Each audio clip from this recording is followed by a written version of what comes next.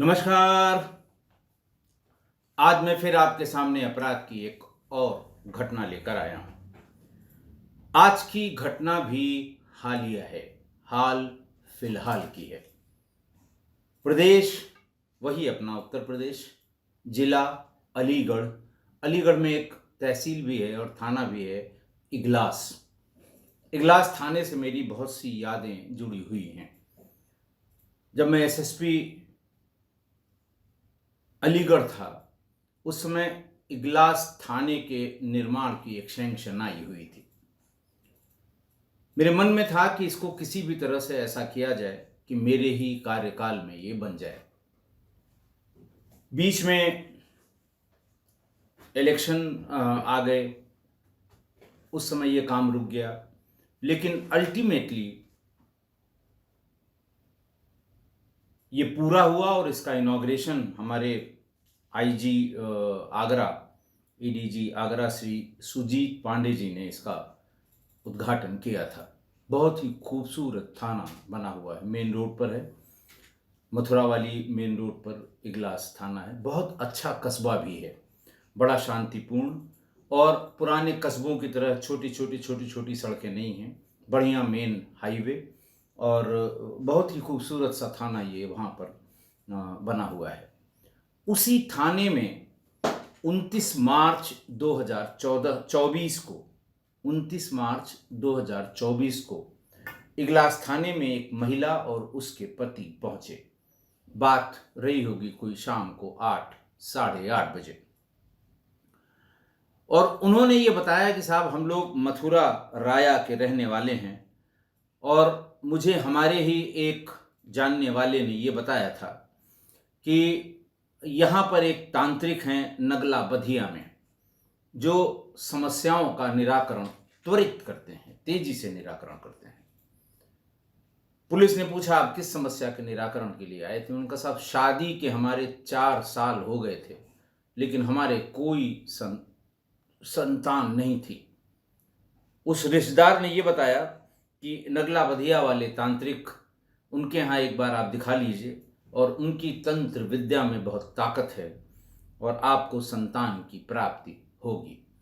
हम लोग सीधे मथुरा से, राया से इगलास पहुंच गए, नगला बधिया पहुंचे और वहां तांत्रिक बाबा के यहाँ भी पहुंच गए। तांत्रिक बाबा का नाम धर्म प्रसाद था। उन्होंने पति की उपस्थिति में तमाम जो जांच पड़ताल करते हैं, बुदबुदाते हैं और सिर झटकते हैं, बड़े बड़े बाल इधर उधर करते हैं, और फिर सामने एक हवन आग एक जलती रहती है, और तमाम कभी नींबू काटेंगे, कभी शराब उसमें डालेंगे। इस तरह की तमाम बात जो सामान्य आदमी देख कर डर जाए, और डराने के लिए करते भी हैं कि उसके मन में भय इतना उत्पन्न हो जाए कि मेरे सिवा कोई और, किसी और की बात वो समझ न सके। तमाम ये आडंबर करने के बाद मेरे पति से कहा कि अब आप बाहर चले जाइए, और मैं जो तांत्रिक प्रक्रिया करूंगा उसमें किसी तीसरे का, अगर कोई तीसरा होगा तो वो प्रक्रिया पूरी नहीं होगी, और जो तंत्र प्रक्रिया मैं करूंगा वो उल्टी पड़ जाएगी। इतना सुन के मेरे पति बाहर चले गए। बाबा और उसके चेले दोनों ने, चेले का नाम था देवेंद्र, दोनों ने वो उसकी कुंडी लगा दी दरवाजे की, और दोनों ने फिर बारी बारी मेरे साथ बलात्कार किया। और ये जो उनकी जो आदत सी होती है, या उनका एक तरीका है, या उनका मोडस ऑपरेंडी है, कि मेरे सिर पर वो आ गया है जिस किसी का भी नाम लेते हैं, और उसने कहा है कि बिल्कुल इसको बच्चा पैदा होगा, तो उसी के आदेश से हम ये प्रक्रिया कर रहे हैं ताकि तुम्हें बच्चा पैदा हो। बाहर निकलते ही वो अपने पति से लिपट कर रोई, पूरी बात बताई। पति गुस्से में भीतर गया, ये दोनों वहां से भाग गए। ये और बता दिया था कि अगर किसी तीसरे को तुमने बताया तो तुम्हारे माँ बाप पति सबकी मृत्यु हो जाएगी। ऐसा डर ये पैदा कर देते हैं। बहरहाल पति अपनी पत्नी को लेकर इगलास थाने गया। थाने पर भी अच्छी तरह से उसकी बात को सुना गया और उस समय जो वहाँ के एडिशनल इंस्पेक्टर थे, अतिरिक्त इंस्पेक्टर होते हैं, इंस्पेक्टर क्राइम भी, इंस्पेक्टर लॉ एंड ऑर्डर भी, एक तो प्रभारी इंस्पेक्टर होते हैं, बाकी 2-3 अलग अलग इंस्पेक्टर्स भी पोस्ट होते हैं। तो एडिशनल इंस्पेक्टर थे कोमल सिंह। कोमल सिंह ने कहा कि आप तहरीर लिखिए। मुंशी को बताया कि इनकी एफआईआर फौरन लिख लीजिए और वो वहाँ से मौके के लिए चले गए। कोमल सिंह अपने साथ फोर्स ले गए थे। उन्होंने तुरंत नगला बथिया के बाबा के उस आश्रम में दबिश दी, तो वहाँ से सभी लोग भाग गए थे, क्योंकि महिला जिस तरह से वहाँ रो रही थी और पति ने जिस तरह से कहा कि हम नहीं छोड़ेंगे, तुमने धोखा किया है, तो सारे लोग भाग गए। प्राइमरी इंक्वायरी वहाँ कोमल सिंह ने की और प्राइमरी इंक्वायरी करने के बाद थाने वापस आ गए।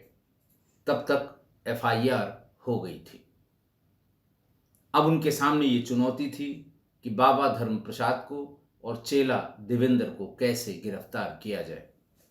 अखबारों में भी छपा कि मथुरा से आई हुई महिला जो निसंतान थी, उसने तांत्रिक से इलाज की गुहार लगाई और तांत्रिक ने अपने चेले के साथ उस महिला से बलात्कार किया। बहरहाल 2 अप्रैल 2024 को जो मुख्य तांत्रिक था धर्म प्रसाद, वो गिरफ्तार कर लिया। कोमल सिंह ने ही गिरफ्तार किया। जब वो जिला छोड़कर भागने की फिराक में था, तभी उसको बिसाहुली मोड़ के पास लोगों को लगा रखा था। मुखबिर कहना तो अब बिल्कुल ठीक नहीं है, लेकिन अब इस ज़माने में बहुत से सहयोगी लोग भी होते हैं। कोई दबाव में सहयोग करता है पुलिस का, कोई स्वेच्छा से पुलिस का सहयोग करता है। तो ऐसे ही सहयोगियों ने सूचना दी और धर्म प्रसाद गिरफ्तार हुए। पहले तमाम वाद्य यंत्रों से रंगारंग कार्यक्रम तांत्रिक के साथ हुआ और फिर पुलिस भीड़ इकट्ठा हो गई। तमाम, देखिए, सब पुलिस वाले भी आखिर आदमी हैं, उनके भी बच्चे हैं, पत्नी हैं, उनके भी घर में हो सकता है किसी के साथ ऐसी दिक्कत हो कि 5 साल 6 साल की शादी के बाद भी बच्चे न हुए हों, क्योंकि वो भी एक अगर वर्दी न पहने तो पुलिस वाला भी एक सामाजिक प्राणी है, या पुलिस वाला वर्दी में एक सामाजिक व्यक्ति है, उसका भी घर द्वार है। तो सारे लोग इकट्ठा हुए कि देखिए इसने साले ने क्या क्या किया है। पूछना शुरू किया, क्यों करते हो, कैसे करते हो, क्या करते हो। तमाम पूछताछ के बाद ये जो समझ में आया कि ये मनोवैज्ञानिक रूप से सामने वाले को तोड़ देते हैं, उसको इतना यकीन दिलाते हैं कि जो बाबा करेंगे वही सत्य है, बाकी सब गलत है। इस बात की भी एक सूची पुलिस ने अब बनाई है कि आखिर कितनों को इस प्रक्रिया से इस बाबा ने संतान की प्राप्ति कराई है। हालांकि ये बात उखाड़ना ये बहुत उचित नहीं होगा। सपोज करिए इसके पहले 8 या 10 महिलाओं के साथ ऐसा इन्होंने किया हो, 2-4 को उससे संतान की प्राप्ति हो गई हो, लेकिन वो कभी इस बात का जिक्र नहीं करेंगी। वो तो कहेंगी कि हमें बाबा की तंत्र मंत्र से ही संतान की प्राप्ति हुई है। वो कभी नहीं कहेंगे कि मेरे साथ, क्योंकि एक तो उनका जो मकसद था कि उन्हें संतान मिले, संतान मिल गई, और दूसरा ये मकसद था कि ये सब करने के बाद लोगों को जब पता लगेगा कि ये इनकी संतान नहीं है, तो उसके साथ समाज ही सौतेला व्यवहार करेगा। पर पुलिस ने ऐसी सूचना इकट्ठा कर ली। ताज्जुब हुआ पुलिस को भी देखकर कि पिछले 10 सालों से यहीं इगलास के नगला बधिया में रहने वाला ये बाबा जाने कितने निसंतान दंपतियों को इसी तरीके से संतान दे चुका है। हमें नहीं लगता कि इनमें से कोई भी डीएनए कराने को तैयार होगा। चलो, महिला तो हमारे शर्म के, हमारे उसके नहीं कहेगी, कभी कभी शिकायत नहीं करेगी, अगर पुरुषों को शक होगा, क्योंकि बाबा की गिरफ्तारी की खबर सारे अखबारों में और चैनलों में आ गई थी, और जब भी संतान के लिए गए होंगे इस बाबा के पास तो पति पत्नी दोनों गए होंगे। पति का शक करना लाजमी होगा, और कल को पति हो सकता है इस बात से क्षुब्ध होकर अपनी संतान का डीएनए टेस्ट खुद से या बाबा से कराने की चेष्टा करे। तो सोचिए कितनी विषम स्थिति होगी। इन कुकर्मियों के चक्कर में घर के घर बर्बाद हो रहे हैं। बहरहाल पुलिस ने उसे गिरफ्तार करके जेल भेज दिया। चेले की तलाश की जा रही थी। अभी कल परसों तक चेला देवेंद्र गिरफ्तार नहीं हो पाया था। कहाँ तक भागेगा, गिरफ्तार जरूर किया जाएगा। आज की घटना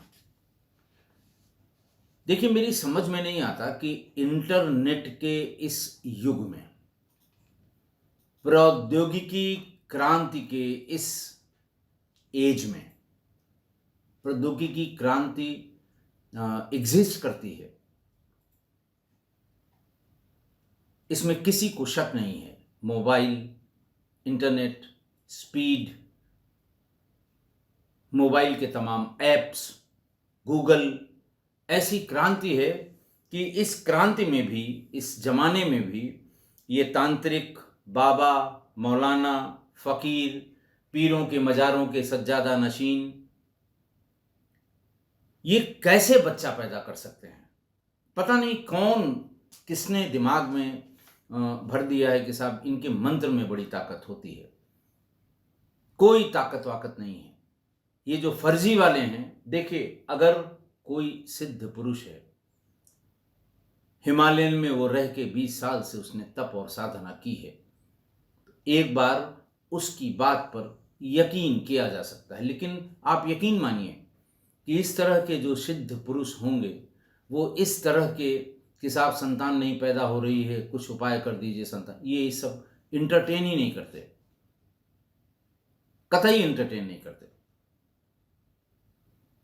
ये जो छोटे वाले फर्जी वाले हैं, जो साइकोलॉजिकल मैन्यूवरिंग करके सामने वाले को डरा के, ये बिल्कुल शुद्ध रूप से फर्जी तांत्रिक और बाबा हैं।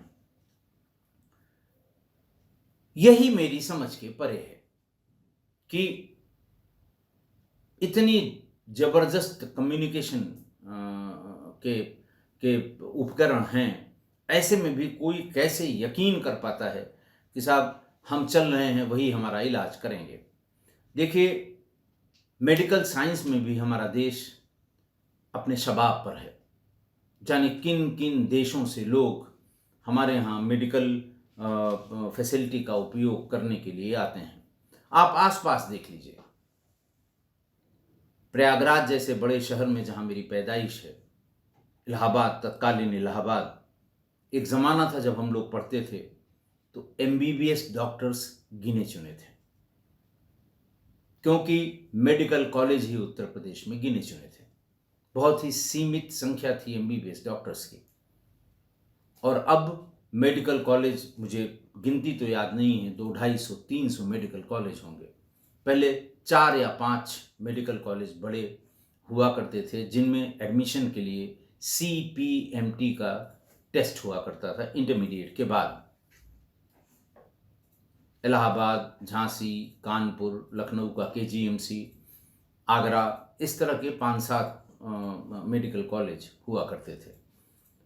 तो ये क्रांति ऐसी कि आज छोटे बड़े किसी भी शहर में, कोई शहर ऐसा नहीं होगा जहां पर MBBS डॉक्टर्स प्रैक्टिस न करते हों। पहले तो BAMS भी, RMP भी, झोला छाप भी कस्बों में इन्हीं का बोलबाला रहा करता था। लेकिन अब कस्बों में और डिस्ट्रिक्ट हेडक्वार्टर्स में पर्याप्त मात्रा में MBBS डॉक्टर्स प्राइवेट प्रैक्टिस करते हैं। और जो मेडिकल फैसिलिटी सरकारी उपलब्ध है, जैसे डिस्ट्रिक्ट हॉस्पिटल, CHC, PHC, इन सब में भी क्वालिफाइड डॉक्टर्स रहते हैं। लोग ये कहते हैं साहब गरीब आदमी इनसे कैसे संपर्क कर सकता है? आप एक बार जाके देखिए, क्वालिफाइड डॉक्टर से आप पूछेंगे, वो तरीका बताएगा कि किस डॉक्टर के पास जाइए, किसके पास एक्सपर्टाइज है, कौन क्वालिफाइड है, और बहुत खर्चीला इलाज भी इसका नहीं है। और जहाँ की ये घटना है, यानी मथुरा की वो महिला थी, अलीगढ़ आई थी, तो मथुरा, अलीगढ़, आगरा, ये वो हब है जहाँ पर क्वालिफाइड सेक्सोलॉजिस्ट बहुत बड़ी संख्या में है,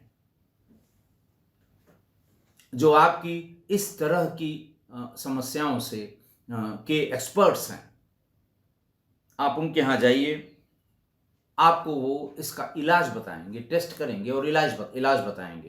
कोई महंगा इलाज नहीं है। लेकिन फिर भी ये अंधविश्वास अभी तक, क्योंकि पुरानी घटना तो है नहीं, कि अभी भी ये अंधविश्वास जिंदा है कि तांत्रिक संतान प्राप्ति का सुख प्रदान कर सकता है। मैंने बार बार जाने कितने एपिसोड्स में इन बाबाओं, मौलवियों, तांत्रिकों के बारे में बताया है कि इनके चक्कर में कभी मत पड़िए। लेकिन पता नहीं क्यों महिलाएं फिर भी इन्हीं के यहाँ भीड़ लगाती हैं, बड़ी संख्या में महिलाएं जाती हैं। ये भी मैंने कम से कम 3 एपिसोड में एग्जाम्पल के साथ घटित हुए अपराध के परिप्रेक्ष्य में नाम पते से ये बताया था कि कहाँ कहाँ इतनी ज़्यादा महिलाएं इकट्ठा होती हैं, खाली कि हमें हमारी तकलीफ से तुरंत निजात मिल जाए। जाने क्या घुट्टी ये पिला देते हैं, और सबसे ज़्यादा यही महिलाएं ठगी जाती हैं, शोषण होता है, मारी भी जाती हैं। और मैंने अलग अलग एपिसोड्स में यही बताया है कि यही फर्जी वाले जो बाबा हैं, तांत्रिक हैं, ये गंडा ताबीज वाले जो मौलवी हैं, वो इन महिलाओं की कमजोरी का फ़ायदा उठाते हैं और इनका शोषण करते हैं, शारीरिक और आर्थिक दोहन करते हैं, उनकी कमजोरियों का, उनकी परेशानियों का फ़ायदा उठा के। मैंने इनकी गंदी हरकतों से उपजे अपराध पर कई एपिसोड में चर्चा की है आपके सामने। मैं इन एपिसोड्स का नंबर फिर से बता रहा हूँ, जिसके पास समय है वो एक बार फिर से देखे कि क्या क्या हथकंडे ये अपनाते हैं, क्या क्या चालबाजियाँ ये करते हैं, और कैसे कैसे लोगों को अपने जाल में फंसा के उनका शोषण करते हैं। यहाँ तक कि बलि के नाम पर छोटे छोटे निरपराध बच्चों की बलि दिलवा देते हैं, हत्या करा देते हैं। 2 साल के, 3 साल के, 5 साल के बच्चों की, जिन्हें कुछ पता नहीं है। बताया कि यह काम तुम्हारा तभी हल होगा जब बलि चढ़ेगी। बच्चा ले आओ 5 साल का, तो अगले को अपने काम से मतलब है कि हमारा काम जो गड़बड़ हो रहा है वो तुरंत सही हो जाए। वो पड़ोसी का बच्चा धोखा देकर उठा लाता है और खेत में उसकी गर्दन कटी हुई मिलती है, सिर्फ इन्हीं फर्जी, ढोंगी तांत्रिकों, मौलवियों और ये फरेबियों के चक्कर में। आप एक बार फिर से मैं नोट करा रहा हूं कि किस किस एपिसोड में जो मुझे अभी मिल पाए हैं सरसरी तौर पर, इनके बारे में मैंने बताया था। एपिसोड नंबर 841, 841, 830, 809, 753, 709, 673, 677, 307 और 216। इन एपिसोड्स में केवल इन्हीं तांत्रिकों की धोखेबाजी, चालाकी, लालच, गुमराह करने वाली प्रवृत्ति, इस कारण बड़े अपराध हुए हैं कि कितने जघन्य अपराध इन लोगों ने किए हैं, इन फर्जी बाबाओं और तांत्रिकों ने। और हर एक में महिलाएं ही ठगी गई हैं, मारी भी गई हैं।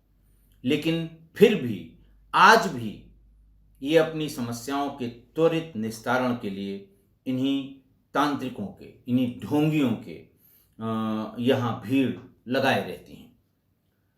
देखिए, जब भी इस समस्या से कोई ग्रस्त होकर इन फर्जी बाबाओं मौलवियों के सामने जाता है कि साहब 5 साल हो गए मेरी संतान उत्पत्ति, अभी हमको संतान सुख नहीं मिला है, 7 साल हो गए, 10 साल हो गए, ये समस्या सुनते ही इन ढोंगियों की बाँछें खिल जाती हैं। मंत्रोच्चारण 2 गुना ऊंचे स्वर से करने लगते हैं। फर्जी वाला जो मंत्रोच्चारण करते हैं, महिला के घर वालों को डरा धमका कर बाहर निकाल देते हैं और फिर दुष्कर्म करते हैं। लोग ये सोचते हैं कि इनके मंत्रों में इतनी ताकत थी कि बच्चा आ गया पेट में, यानी जो भी महिला गई थी वो गर्भवती हो गई। और हल्ला भी यही करते हैं, वो खुद भी यही हल्ला करता है, देखिए वो आए थे हमारे यहाँ और 7 साल से बच्चे नहीं हो रहे थे और देखिए उनके यहाँ लड़की हुई या लड़का हुआ, जो भी हुआ। और दुगनी भीड़ इकट्ठा होने लगती, अरे बाबा ने तो बच्चे ही पैदा कर दिए। महिला बेचारी मारे डर के या लोक लाज की वजह से कहीं इसका जिक्र नहीं करती, अपने पति से भी इसका जिक्र नहीं करती कि भीतर वो कौन सी तंत्र प्रक्रिया कर रहे थे, कभी जिक्र नहीं करती। और अगर संतान हो गई तो खैर सवाल ही नहीं कि किसी से बताए वो। और इनकी दुकान चल जाती है ढोंगियों की, और फिर ये वही सॉफ्ट टारगेट ढूंढने लगते हैं। तो मैं यही कहूंगा कि संतान के लिए आप कभी भूल के भी ऐसे ढोंगियों के यहाँ, कुकर्मियों के यहाँ, ऐसे बाबाओं के यहाँ, मौलवियों के यहाँ कभी मत जाइए। संतान के लिए खासकर कतई मत जाइए। किसी क्वालिफाइड डॉक्टर से संपर्क करिए। आपके यहाँ CHC PHC होगी, उनसे करिए, वो आपको रास्ता बताएंगे कि फला डॉक्टर से मिल लीजिए। वो पहले कुछ जांचें होती हैं, जनरल 2-4 जांचें जो 2-3 दिन में हो जाएंगी, जांचें कराएंगे। जांचें कराने के बाद वो इसका प्रॉपर इलाज शुरू करेंगे और आप यकीन मानिए कि प्रॉपर इलाज कराएंगे, आपकी मुराद भी पूरी होगी। अगर आपकी मति मारी ही गई है और आप नहीं मान रहे हैं, फिर भी ऐसे लोगों के पास जा रहे हैं, तो ध्यान रखिए, कभी महिला को अकेले किसी भी कारण से ऐसे ढोंगियों के साथ मत छोड़िए।